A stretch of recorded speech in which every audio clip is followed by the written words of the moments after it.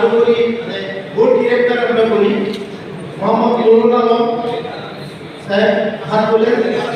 আচ্ছা আচ্ছা, তারপরে আরেকজন আছেন হলো ভাবনালে প্রিয় ভাবনা।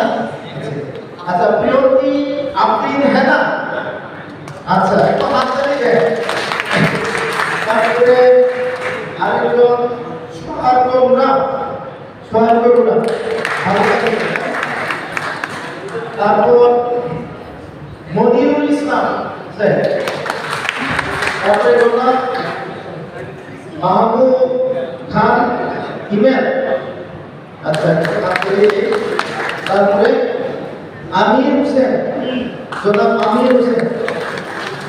আচ্ছা এইটা আমাদের সকল সদস্য বিশিষ্ট আমাদের কার্যকরী কমিটি।